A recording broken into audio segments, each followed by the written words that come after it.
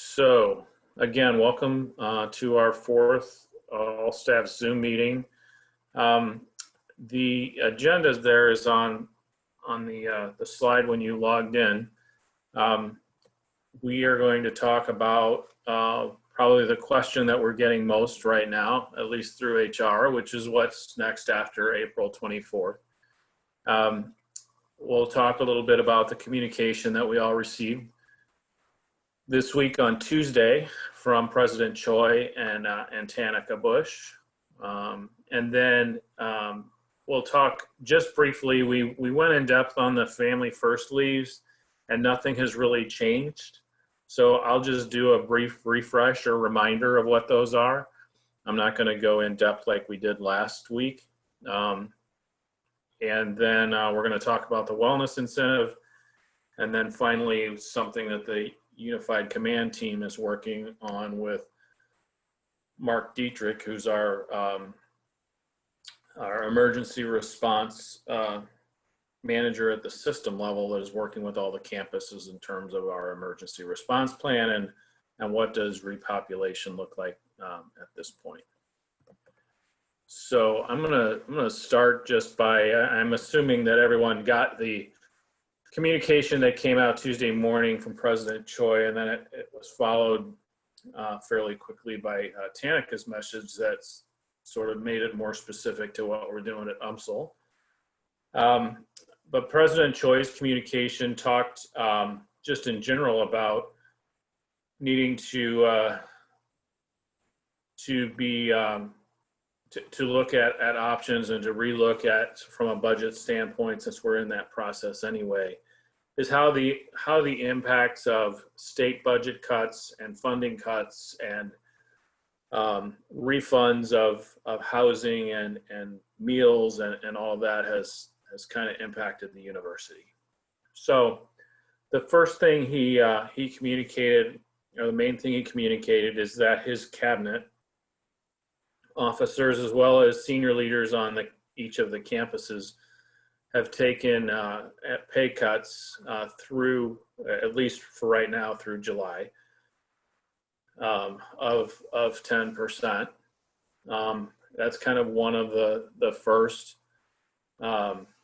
measures that he's taken.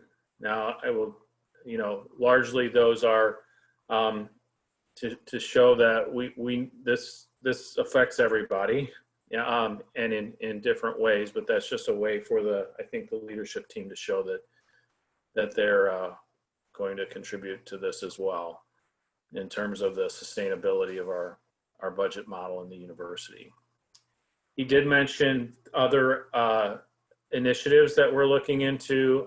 He included layoffs in that, which has been a big question on these calls so far. Unpaid leaves, restructuring, and strict cost containment. So at the system level, what's happening right now is he's expecting all of the universities to work through plans in terms of these areas. So what types of restructuring might be possible? How do we contain cost in this environment? And because of how much of our cost and expense is related to people, it's ultimately going to impact people in different ways. One of those potentially being layoffs or unpaid leaves. Tanika's message followed that with along the same lines of, this kind of gets us back to what is our core mission and focusing on the principles that, we're going to continue to provide excellent education. We're going to continue to fund research and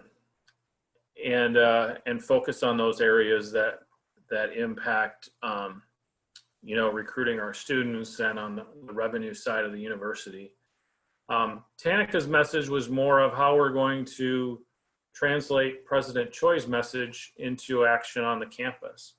So there was a soft appeal in there for those who have been or might be able to consider retirement or unpaid leaves to do so. And then she talked about a budget planning process where each of the units at UMSL is being asked to look at budget reduction scenarios of anywhere from 5 to 20%. With the caveat there that there's not going to be across the board decreases. And so just because they're looking at those different scenarios doesn't mean that every unit would see 5% or every unit would, or any unit actually would see 20%. But that it will be based on, you know, needs of individual units, and that it's not an across the board expectation. So our goal in all of that, I think from the system level, is to arrive at somewhere between a 12 to a 15% reduction. So that's kind of the communications we've received so far. The question that we've been getting a lot in HR has to do with this deadline of April 24th. So, which if someone is at home, is unable to perform work from home, they were paid up until the 12th of April with administrative leave pay, and then this new federal leave became available. And so after the 13th, the continuing payment of that, what was administrative leave for those folks that are at home and unable to work, was through the federal leave, the sick leave or the child care leave. So that will take folks generally to April 24th. And then after that time, we will be able to, after that time, you'll have a couple of options. So if you have accrued paid time off, then you could start using that in lieu of the administrative leave. There will also be the unpaid leave option available at that time. And those are really the main options that we have. Those of you who qualify for the family first leave, the child care leave would also have that available to you, and I'll get into those in a minute.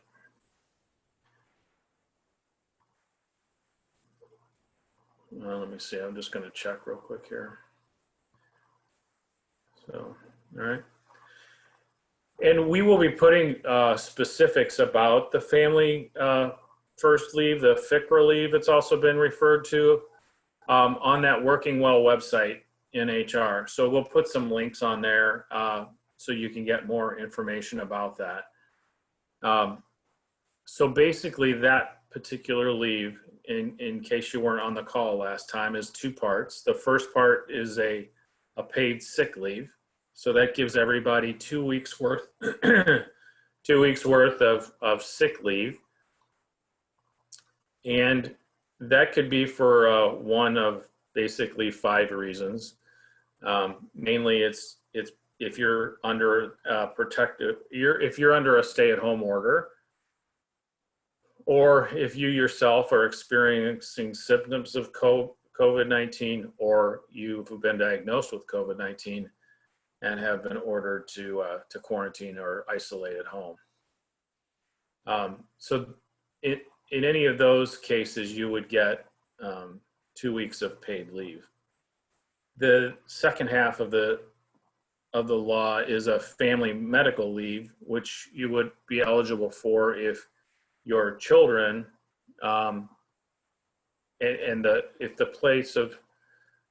if their school or place of care has been closed because of COVID-19, you're unable to work because you now have children at home to take care of, you would have up to 12 weeks of family medical leave. The first 2 would be the sick leave, and the last 10 would be family medical leave that was paid at 2/3 of your pay. Excuse me. So, so that's those are the 2 leaves that are available to you. we went over those in depth last week, but basically that's what would be available once any paid time off is exhausted.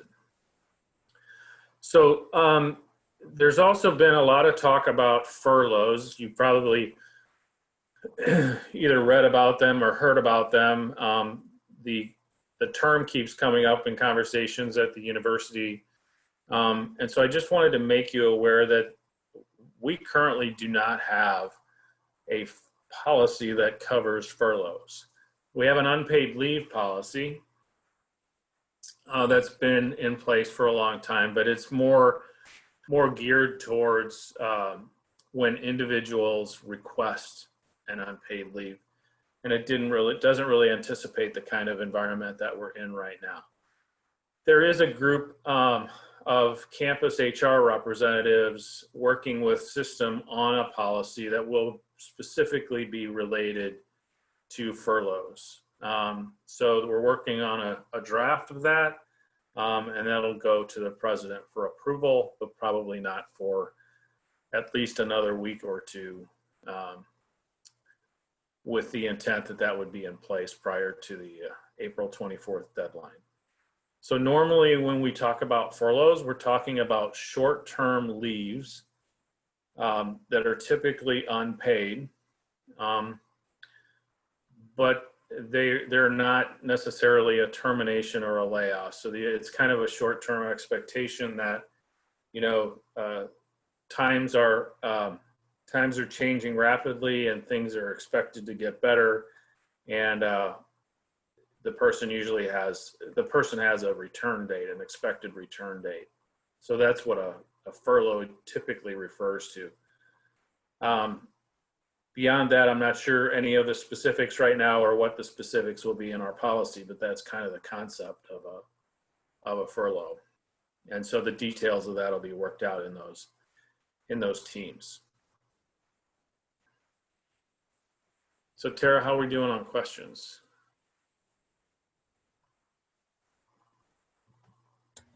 We have quite a few out here. I've been answering some as they come in. There are some that I have marked for you to answer live. It's hard to listen to you and keep track of what's on there, so you may have already answered some of the furlough questions. Okay. Let me just run through them real quick. So there's a question of whether the departments will have the ultimate say in those cuts, or will there be a mandated system focus area for those cuts? I believe the departments will have quite a bit of say in those cuts. I know that Tanica has plans for the next week or so to meet with all of the colleges and all of the units and kind of brainstorm ideas for how to achieve these levels of cuts. And so it will be done.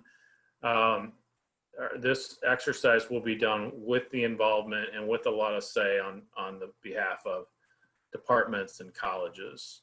I'm not aware, I don't go to the CFO meetings, but I'm not aware that there's any specific edict on programs or focus areas for the cuts. It's more of a goal to get to around a 15, between a 12 and a 15% reduction in expenses. If someone takes voluntary unpaid leave, does that guarantee they will get their job back sometime in the future, or could we still be laid off? It would not guarantee. So none of these are guarantees. Unfortunately, none of us have guarantees. Unless we have tenure, I guess we have a little bit more of a guarantee, but even then. So no, it's not a guarantee that if you take a pay cut or a furlough or an unpaid leave that you would avoid an ultimate layoff. Is it possible to see a restructuring of the retirement pension plan? The defined benefit plan, which is the one that was in effect for everyone who was hired prior to October of last year, it's really hard, and I've had responsibility for managing pension plans. It's not easy to just restructure a pension plan. They're protected. There's a government agency, the Pension Benefit Guaranty Corporation, and it's very hard to make very significant changes to pension plans when you've already promised people benefits. So Marcel asked that question. I think it's very unlikely you're going to see significant changes to the benefit levels provided by the pension plan. What happens if you need more than 2 weeks of sick time? Is regular FMLA still available? Yes, absolutely. Regular FMLA is still available. The federal law, all it did was it added one more reason for qualifying for FMLA, and that's if you are caring for children whose place of care was closed because of COVID-19. So basically everything else related to FMLA is stays the same, and it's still available. When do we anticipate layoffs beginning?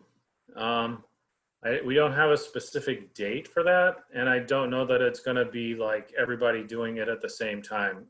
Like as we go through these budget cut scenarios, I think it's just gonna, there's gonna be different groups doing them at different times potentially.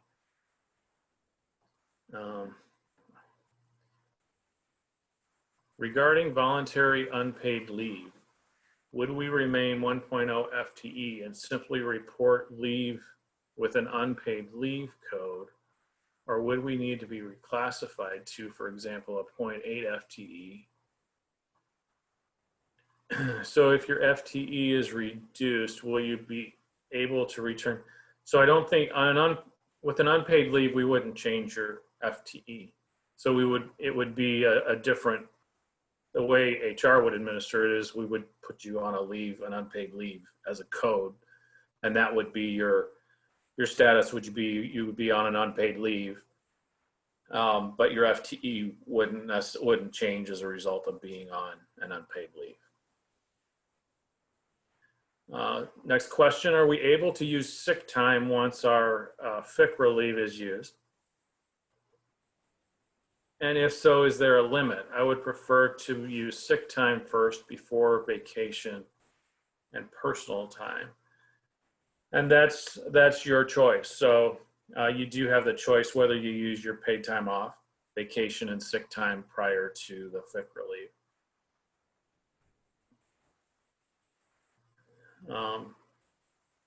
Another question here, if layoffs do occur, will this affect mostly recently hired individuals?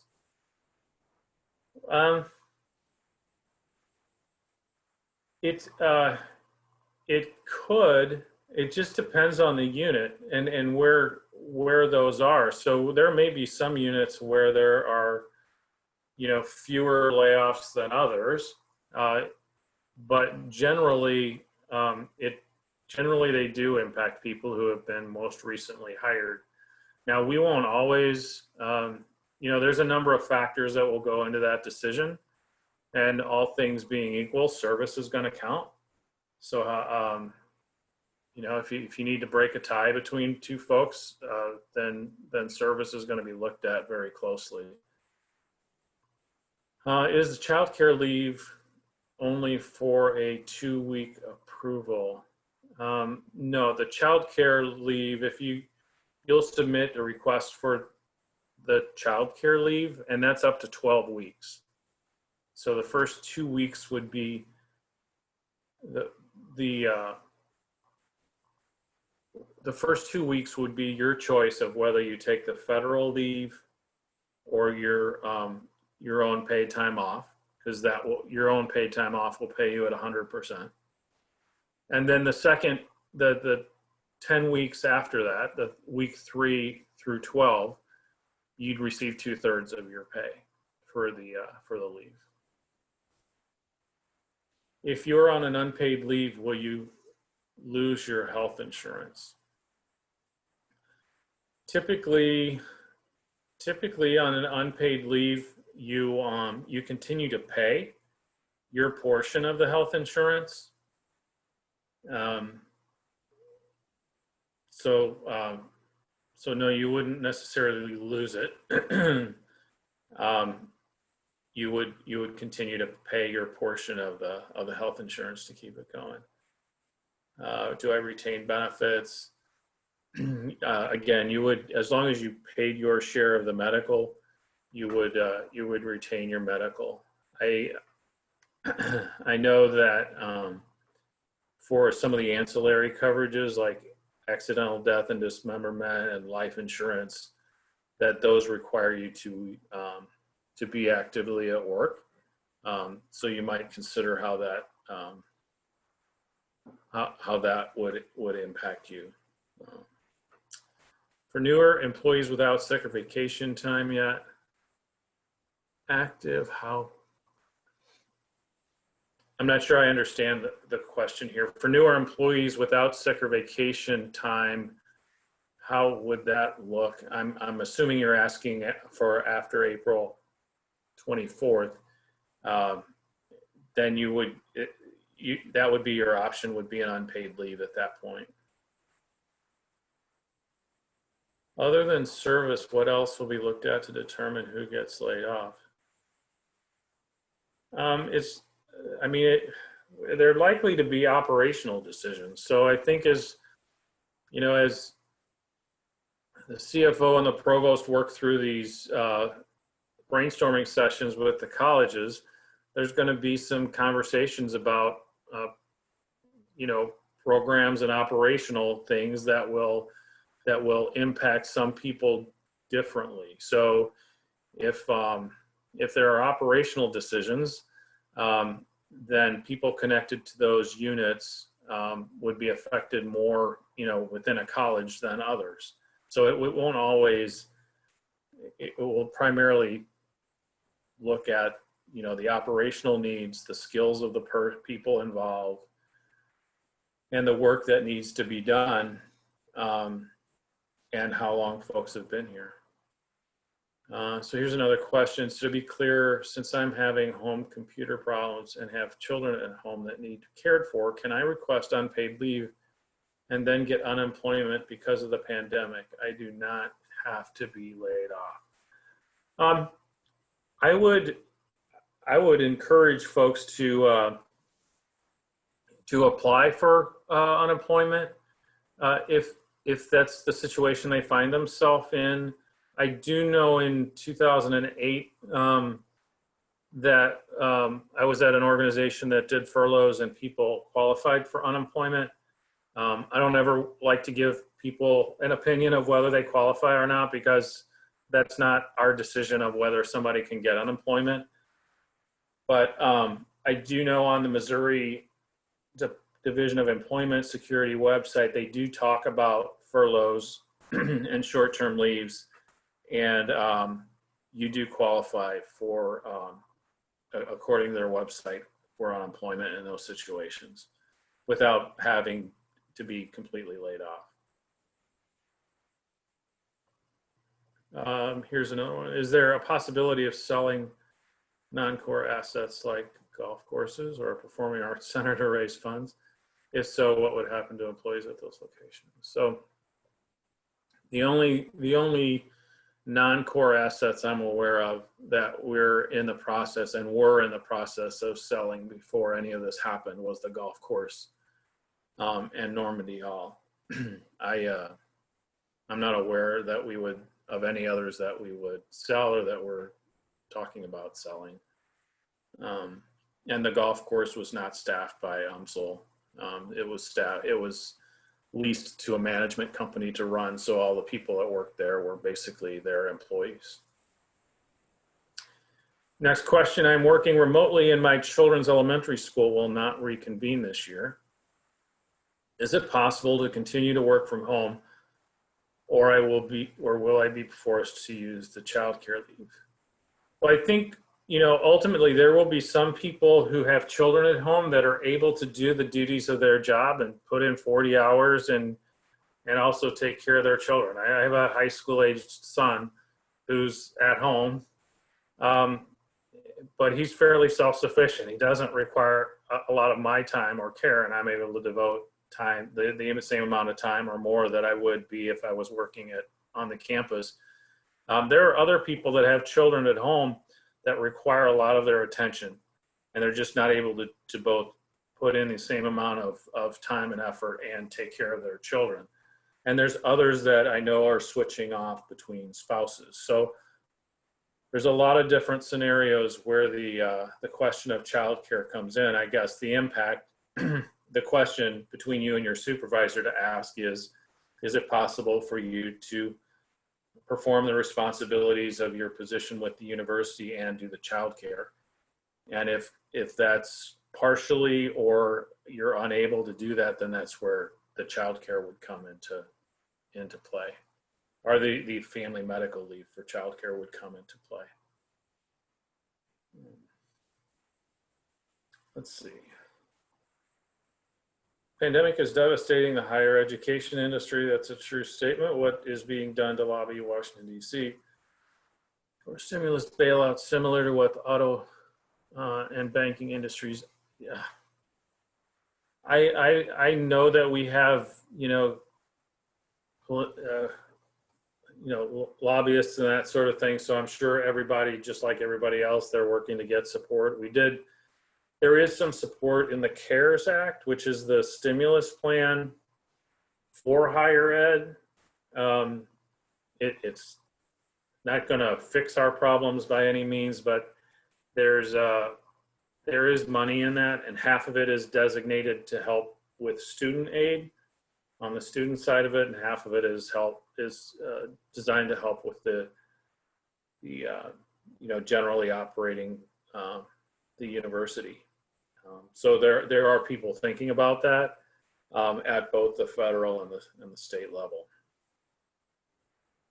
The next question: if a director or a dean has an employee who's going to be laid off, could that individual possibly work part-time to help the unit but keep their employment? Again, I think all of this could be on the table. I think, if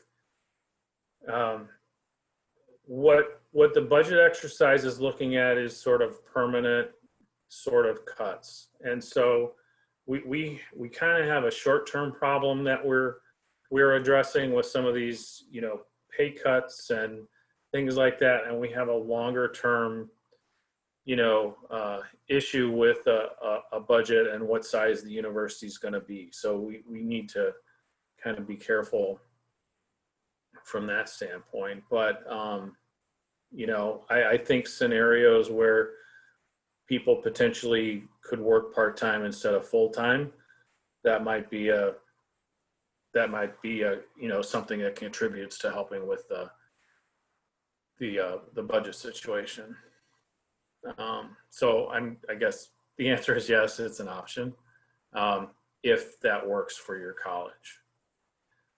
Would there be any chance of forbearance on health insurance payments if we're unable to generate income to pay for it? I guess this question is whether or not we would we would suspend employee contributions on health insurance. If that's the question, I don't think that is going to happen, where we would forgive or the university would pay 100% on the health insurance. That would kind of go against the budget exercise that we're engaged in. Has the Non-Student Care Act money been discussed as to how it will support UMSL? I'm not sure. That's Teresa, your question. I don't know that it's been specifically discussed in how how it will help UMSL. I do know that I think I don't want to misstate. I've heard the number of what we thought our portion would be, and if you were at or attended the budget and planning meeting, you knew that we had about a $6 million problem we had to fix before any of this happened. And our share of the CARES Act money is less than that $6 million. And given that half of that is not even available to the university to use for operations, I mean, we're talking about, you know, maybe a third of the 6 million, or, you know, 2 or 3 million that might be available for that. So, and I don't know how that, I don't know the intent on how that will be used or allocated. Next question, I have heard that some departments may be going to a work share program where you work alternate weeks. Do you know if unemployment will cover the week we would not work, assuming we have depleted paid time off? I would file. I would file for unemployment. If you're working alternate weeks, I would still file for unemployment and let the Division of Employment Security tell you if whether or not it qualifies. Next question, at what point does one apply for unemployment? Does it have to be approved by your supervisor? It does not have to be approved by your supervisor. You can apply online. Just Google Missouri Division of Employment Security, and you can apply online. And so they'll ask you the qualifying questions about, you know, that they need to know to make their determination. I think last week the answer was unclear. Are the clinics on campus, optometry, CVH, child advocacy excluded?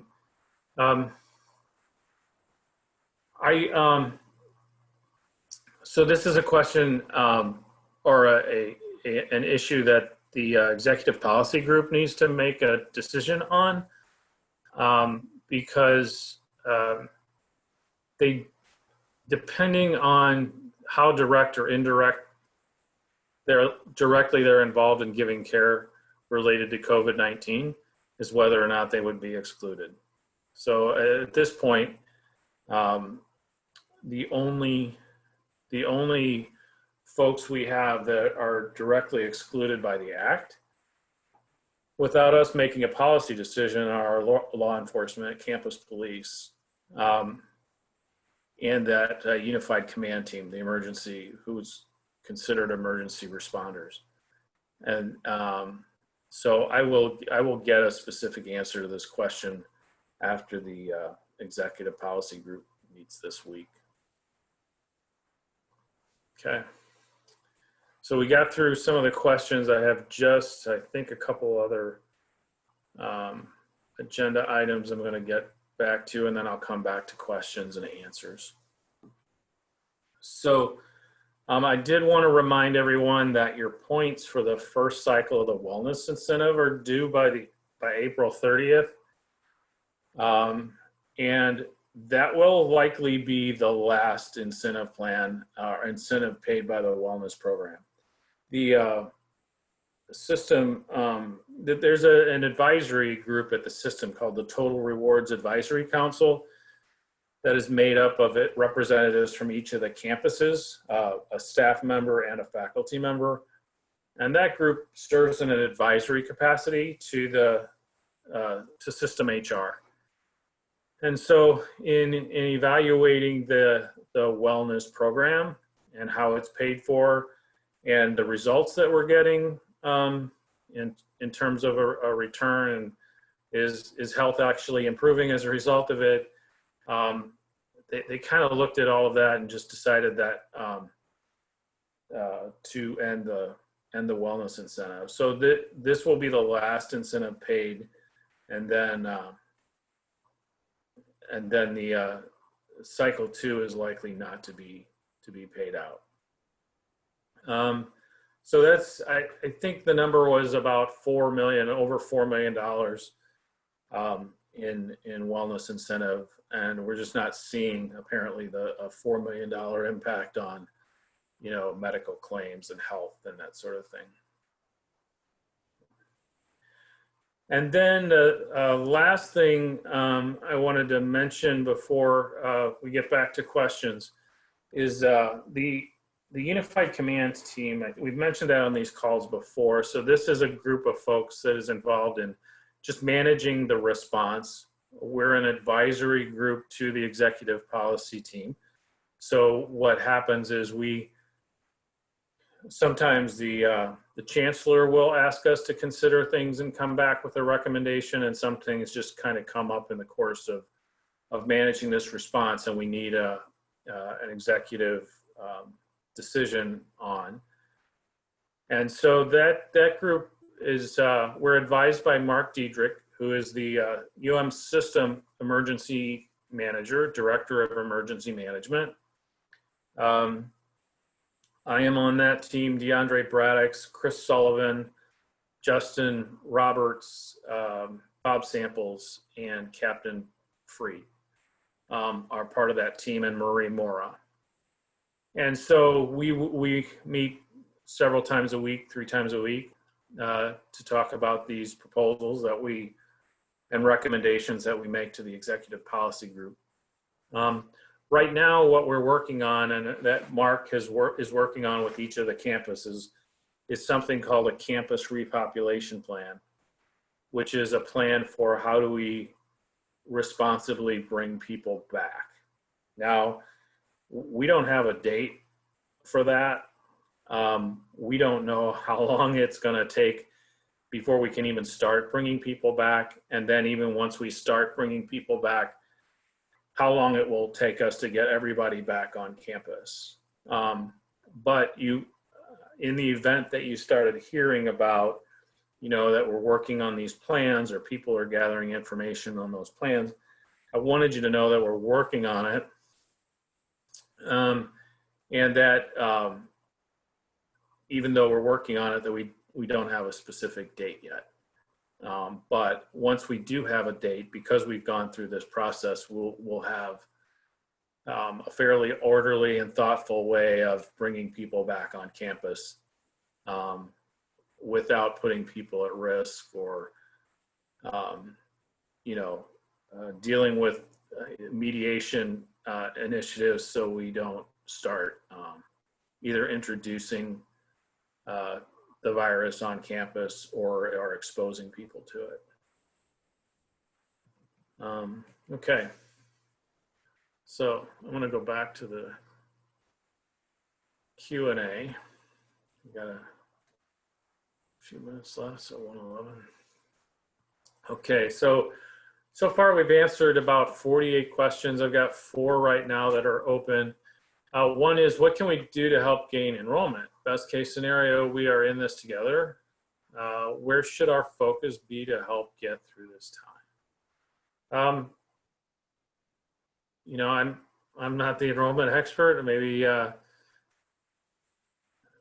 in a future meeting, I'll see if we can get one of our admissions folks on to kind of talk about that. We've Justin Roberts shared with a group that we've changed and refocused our marketing plan for the summer to appeal to students who may be back home from out-of-state schools. And so he played a little spot for us that is appearing on Pandora, for example. So we're focusing a lot on letting folks know that we're here, that we have online courses available through the summer, and that we've waived our online fees for the summer semester. So those are some of the things that we're working on short term to get enrollment up. And like I said, maybe I'll reach out to admissions and see if we can get somebody on next time to talk maybe a little bit about that.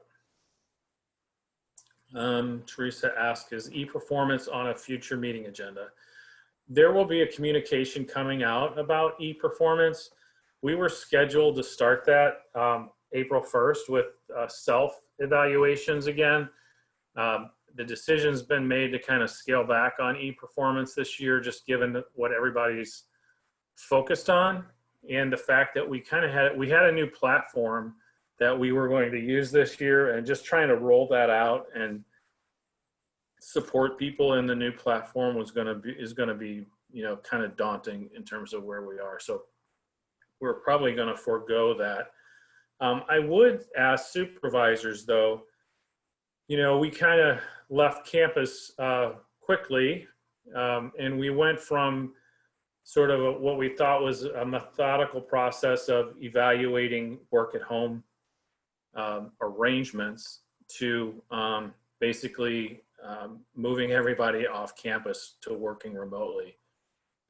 Supervisors, as part of that teleworking process, should be giving regular feedback to folks and kind of evaluating the effectiveness of those arrangements. And same with if you're working at home remotely, you know, if you're not having conversations, please start having conversations about how it's working out for you, what you might need in order to be more successful at it.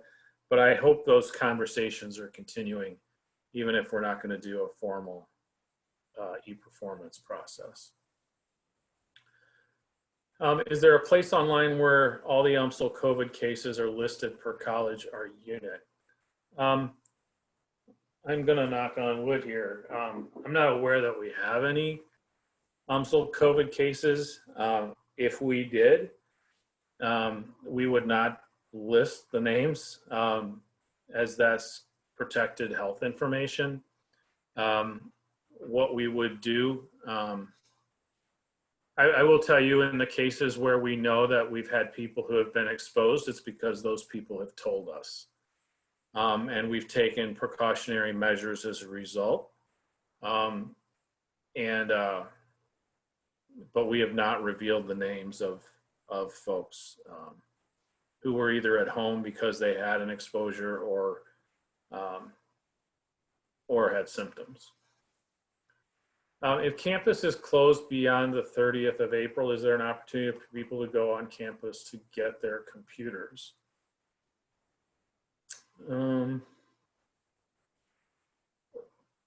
Let me ask about that. We've kept a fairly limited list of people who can get to campus.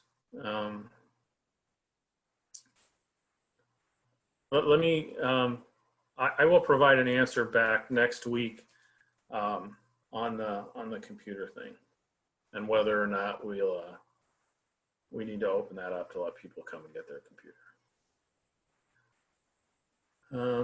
Jim, can you discuss how tuition assistance going forward for employees?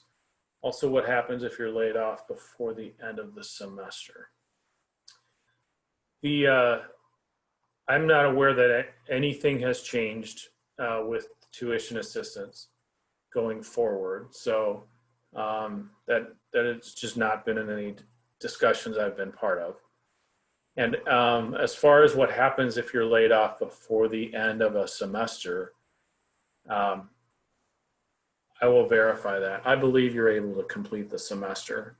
I know we made some changes in the event of deaths, but I will verify that in the event of a layoff.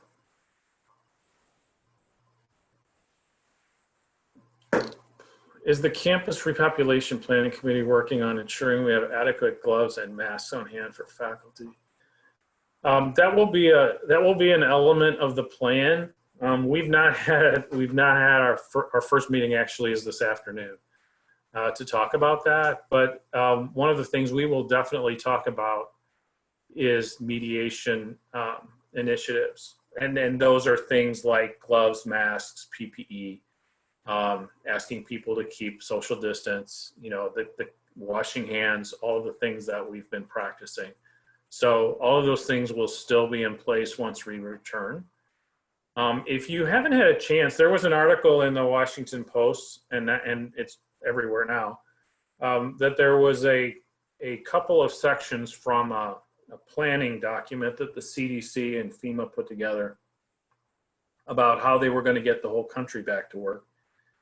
And it's pretty interesting. So if you haven't had a chance to read it, I would encourage you to go out and look at it. I think after reading it, and I kind of had a different idea or a different sense for how we were all going to kind of get back to work, because they laid out, this was in response to a request from the president that they put this document together. But the thought process was kind of interesting in that to get communities back to work, that they would start with likely opening the schools back up, the K through 12 schools. And then they would slowly step through then opening up the essential businesses that have been closed, and then step through a number of different sectors that they would start opening up, and they wouldn't necessarily all be back at full strength. The schools would, but slowly ramp up. And the last group that was on the list were colleges and universities. And I think that just is an indication that it's not going to be one day we're all working remotely and the next day we're all back on campus. I think this is something I think that the committee is going to have to look at, is what does that phased return look like? And how do we do that in a responsible way without putting people at risk and making sure they're healthy? And then what is the above referenced? So I answered a question, I typed an answer to a question earlier and mentioned the transition assistance program. Yeah. Okay. So the university has a transition assistance program that kicks in when you're laid off. And it includes transition payments that are equivalent to a week's worth of pay for every year of service that you have with the university. And it continues pay and benefits for that period of time. And then at the end of that, you would be on an unpaid leave for, depending on how long you've been with the university, up to 6 months. So it's a week per year of service up to a maximum of 20 weeks. So someone with 20 years of service who was laid off would be eligible to get 20 weeks of continued pay and benefits through the transition program. So that's what that is. It's on the, there's specifics on the system website. If you search transition assistance program. So that would only come into effect if there was a layoff. Question: if you are on the FCRA leave for childcare for 12 weeks, does that protect you from a layoff? It does not. It does not protect you from a layoff during that time. I mean, you would get your 12 weeks of leave, but if you're within a group of people that are being laid off, it doesn't shield you from being subject to the layoff at the time. We would not target people that were on FCRA leave for that. We certainly wouldn't do that, but it doesn't shield you either if you're part of a group of people that are being laid off at that time. Here's another question. Is there a possibility in the future that some employees can work from home permanently if they would like and are able? Well, the telework agreements that we have, that program existed prior. So I doubt that policy is going to go away. It will continue, even after we get back to campus. So I think that's a discussion you have with your supervisor, and whether your supervisor and your dean or department head are open to doing that. It's certainly, I think working remotely has certainly shown us that it's possible in some cases to do fairly well. And so I would think people would be, in most cases, more open to it than we would have been in the past. Could you provide a performance and evaluation tool that supervisors could use to evaluate telework? Yeah, we can provide that. I would say the success factors that we normally use probably haven't changed. So we're still going to be interested in things like collaboration and customer service and those kinds of things that are normally part of it.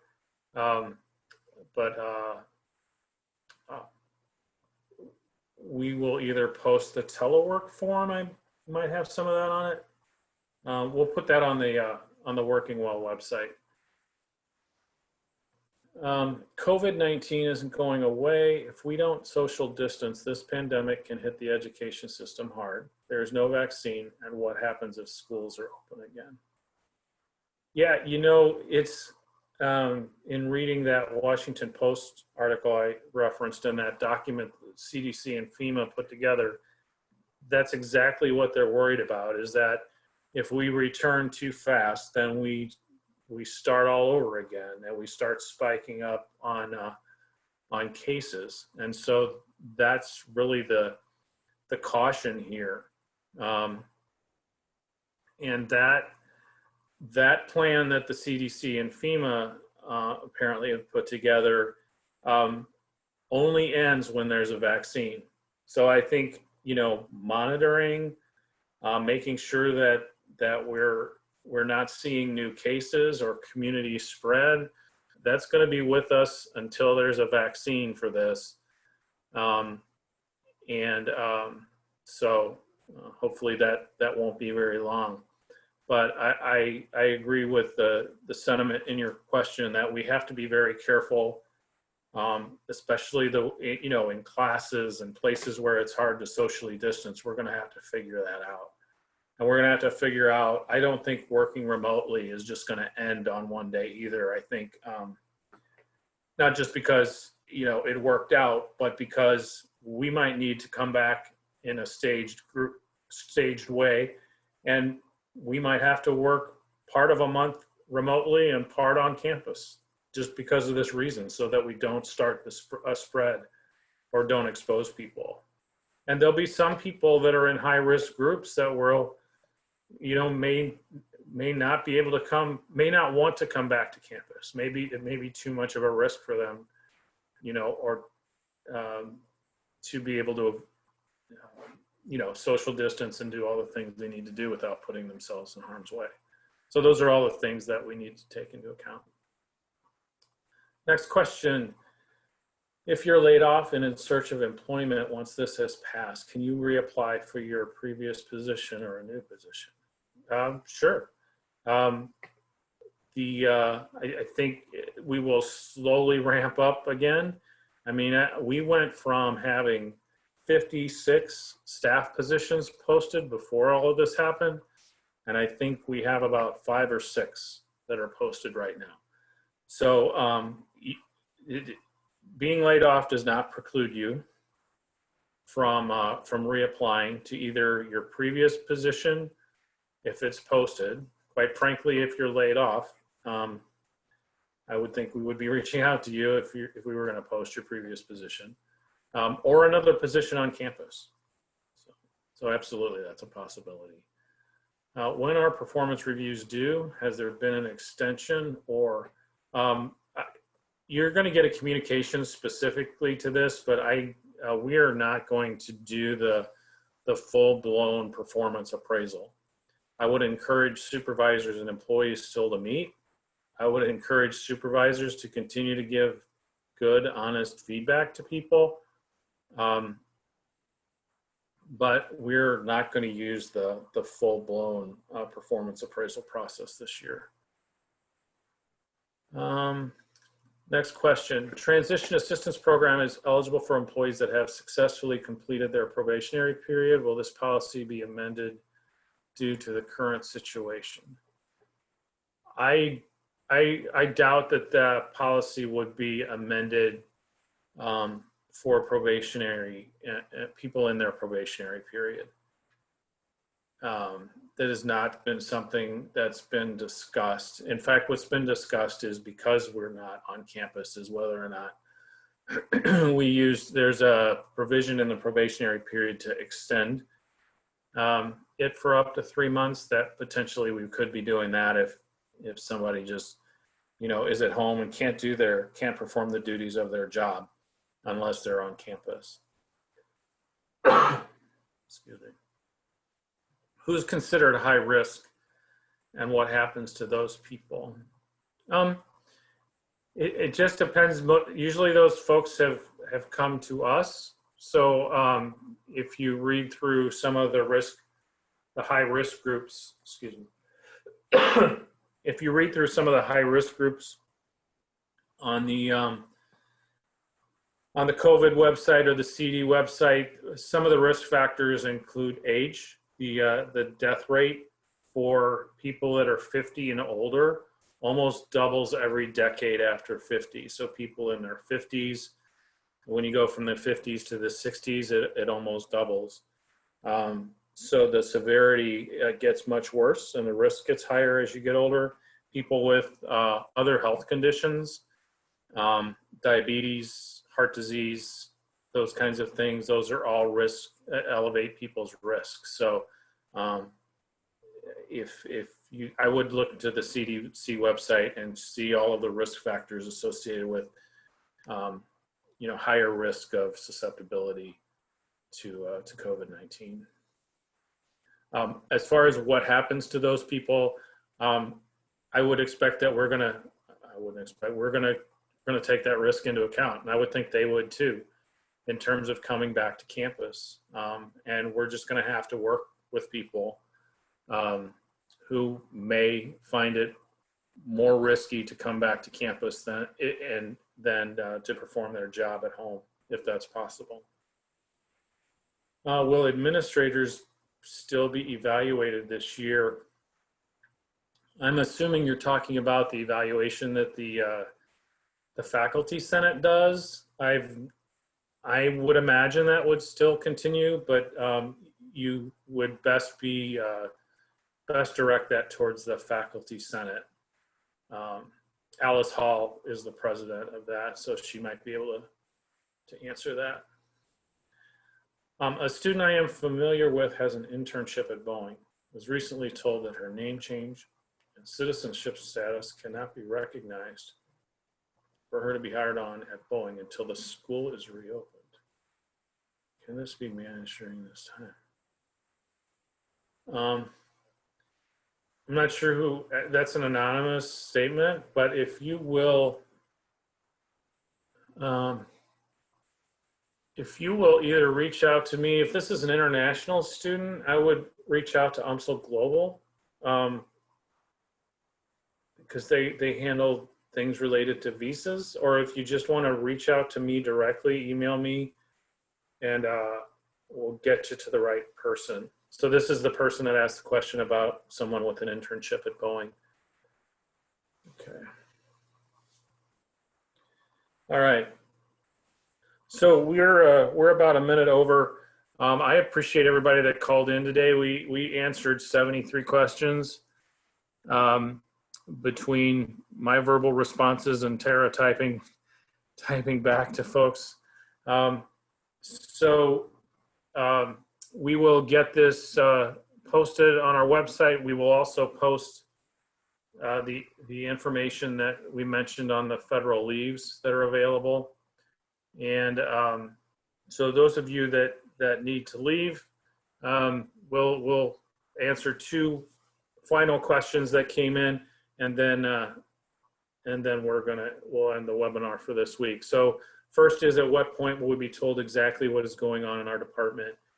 The departments have until May 8th to put their scenarios together. And then even after May 8th, it's going to take some time for a specific plan to come together.